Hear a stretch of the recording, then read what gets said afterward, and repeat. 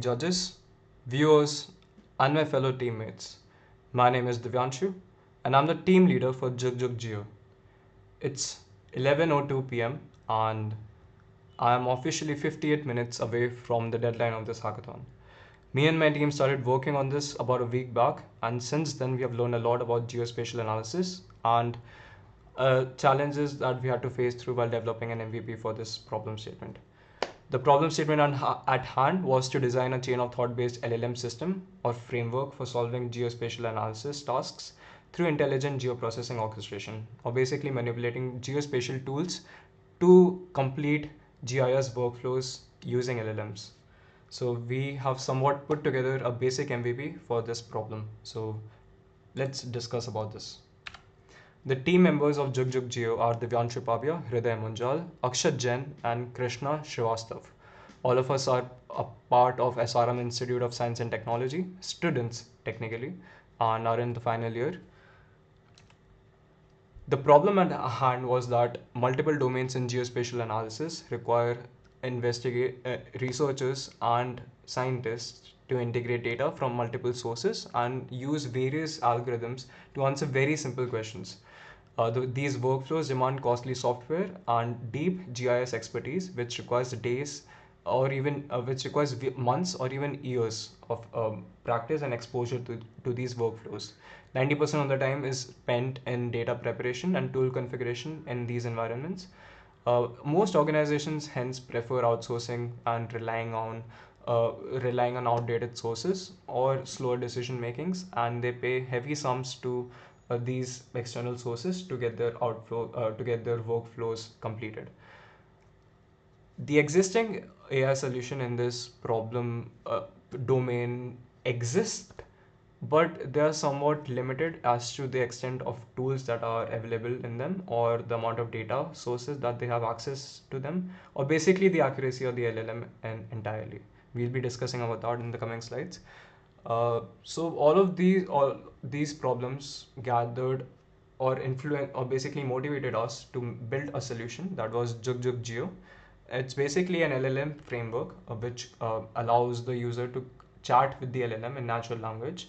The large language model, as we say, we have used is called GeoGPT R1 Preview, which is based on DeepSeek R1, which is an embedding of Qwen 2.5B 72 billion parameter model, and we have deployed that onto an AWS SageMaker endpoint, and we have connected that to an RAG pipeline, which is able to execute PyQGIS and WhiteboxTools and pull off Sentinel-2 M8 satellites and through APIs and STAC APIs provided by Microsoft Planetary Systems, and it streams back accurate responses, full chain of thought processes back to the user.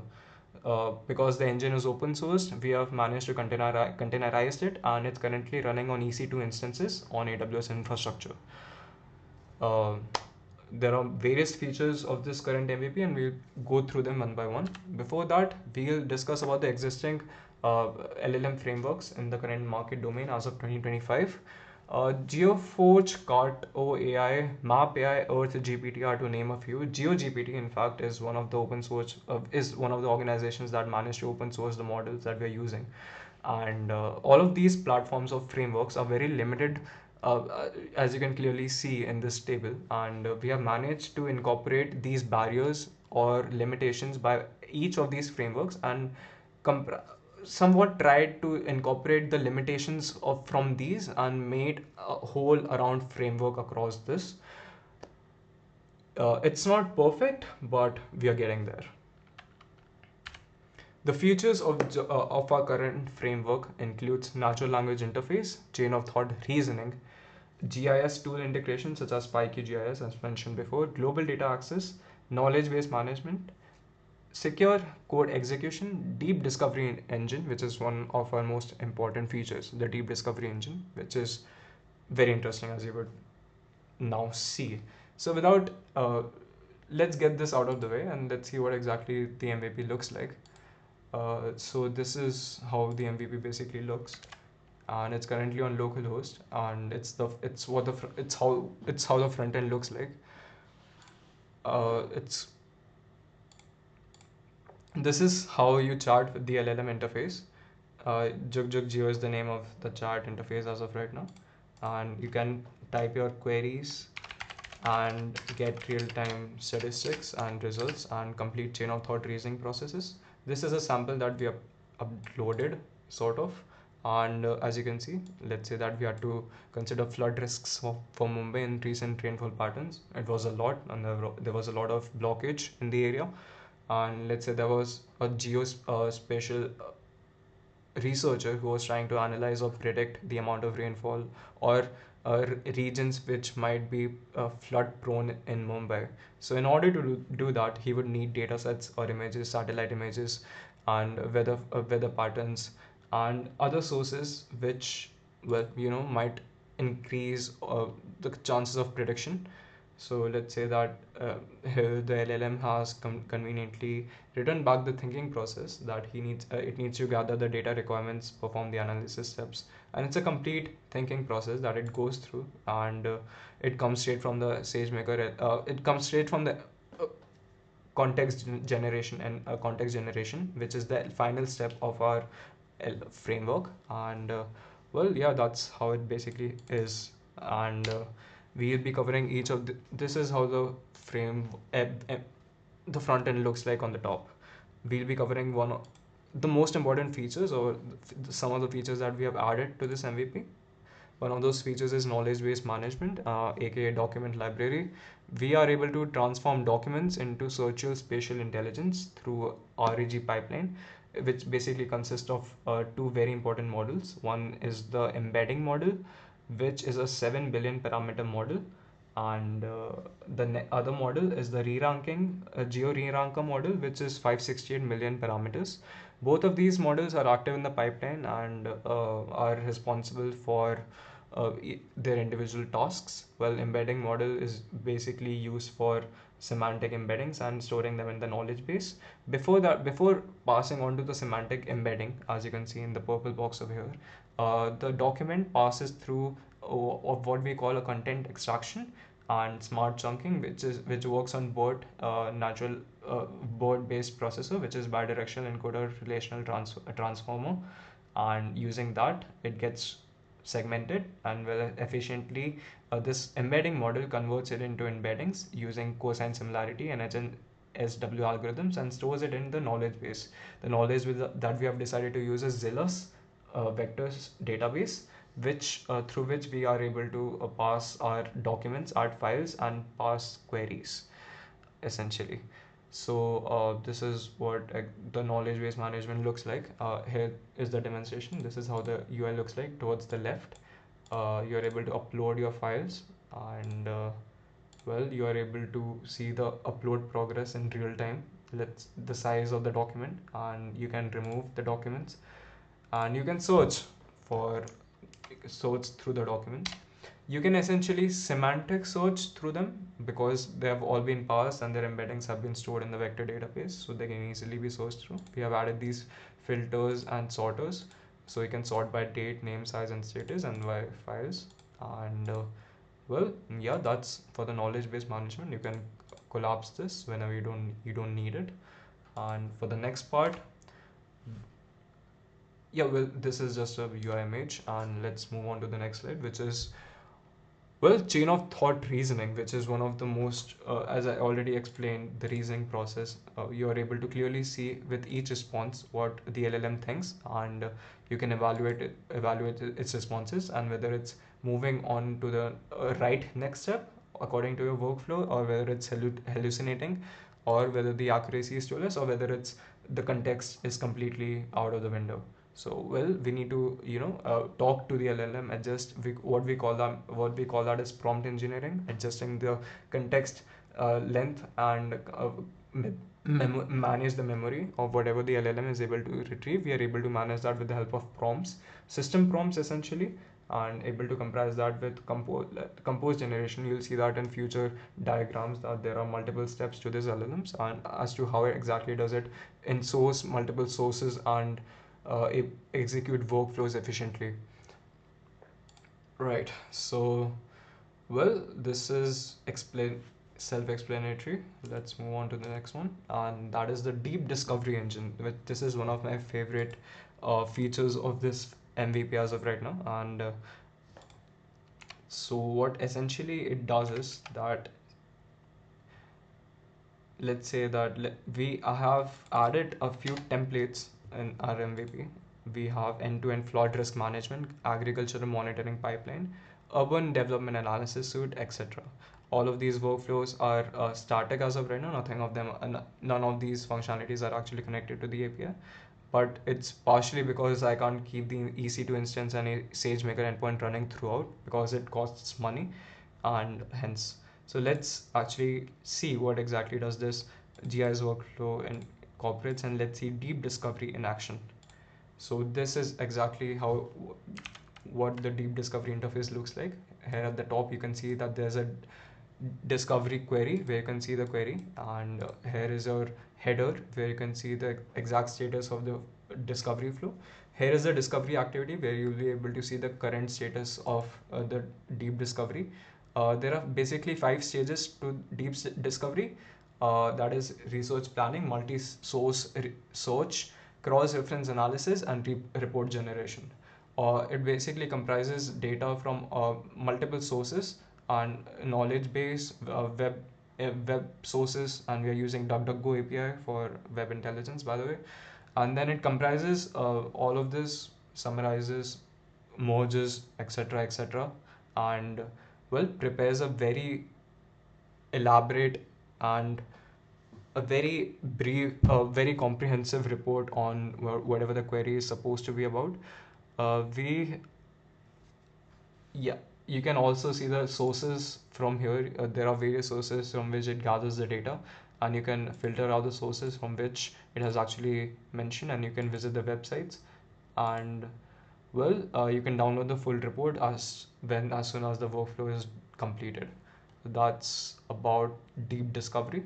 You can see complete chain of thought of what the LLM is, of where exactly the LLM is gathering its data from, whether it's supposed to be accurate, and whether the context in the LLM as of right now is accurate or not, or whether it's workflow specific or whether it's domain specific. So all of that is taken care of, and there can be tests added in the pipeline, which makes sure, we call that the React observation loop, in which we can continuously add the successful workflows into the database, and then we can somewhat learn like a reinforcement loop on which the LLM continuously learns from successful workflows and so on.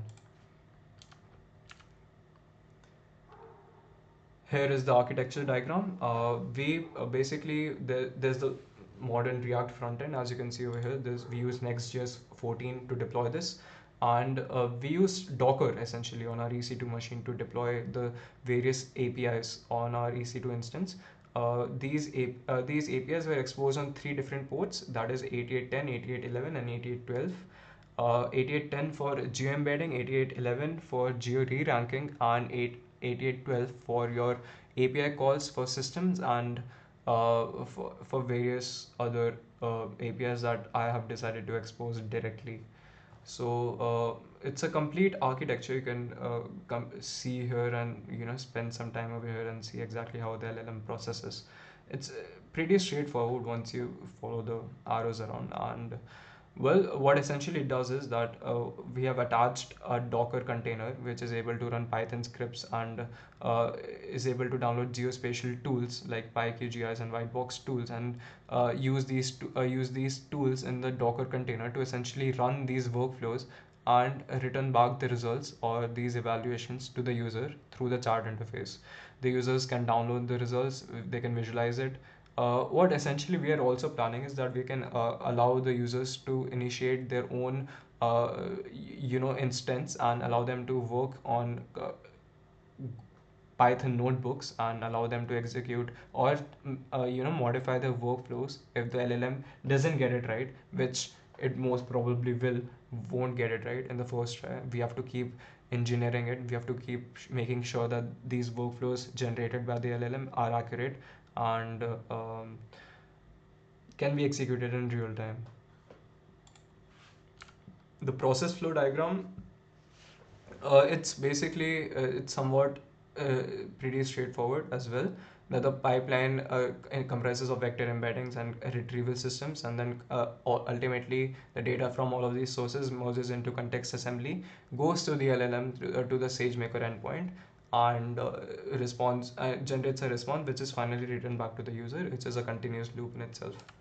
The AWS deployment, it's an EC2 instance, which the EC2 instance type was G5X large, and it had 8 GPUs, and we ran a Docker container essentially on top of it, access to various directories and volumes, and we basically had access, given the RAG pipeline, access to Zillow's cloud vector database, various web APIs such as DugJugGeo, Wikipedia, Microsoft Planetary Computers, Bhoonidhi, and is certain ISRO APIs that can be connected to the pipeline with ease. The thing about this architecture is that with the access to EC2 instance in hand, we can essentially add whatever tools or workflows or agentic frameworks required according to our needs. We can deploy an agentic framework which is able to gather real-time data through APIs and is running in the background on the machine, and can gather the data and work through the workflows as required. Use case diagrams, well, comprises of students, researchers, GIS professionals, developers, and administrators, various roles and various use cases. The technologies used in this project basically comprised of Next.js 14 for the front end, GeoGPT R1, which was fine-tuned model of Qwen 2.5b, GeoReranker 568 million parameter model, which was used for retrieving and re-evaluating the results. MIL was version 2.4 for for vector databases, and various GIS tools like PyQGIS, WhiteboxTools. We also gave it access to Microsoft Planetary Computer Stack, ISRO Bhoonidhi stacks, and the entire system was deployed on top of Fast API, which was available as a module in Python, and Docker on top of AWS. Well, all of this gives us pretty good reason to move on to implementation costs, since we used AWS infrastructure. Yes, it did cost me money. It costed me approximately for $75 overall for the AWS instance and the SageMaker and everything else, and $75 that. And well, the thing about this is that the SageMaker endpoint can be adapted and can be scaled according to our needs. We can deploy certain models which are compatible with the current pipeline and are adapted to it. Because all of these models are trained on the same geospatial datasets, which is a part of OpenCrawl. The models mentioned are Llama 3.1, Qwen 2.5, and DeepSeek R1. This is a picture of my AWS cost and usage breakdown, which was total altogether $74.53 for the month of July 2025. Well, that's where I'm supposed to upload the link. And thank you everyone for listening to me blabber for the past, I don't know, whatever minutes. And thank you so much for giving me this opportunity and all of us the opportunity to work on such a beautiful project, gain so much insights on geospatial analysis, how these workflows are executed, how to implement real-time solutions, and break down problems down to the core components and understand how they work in real time.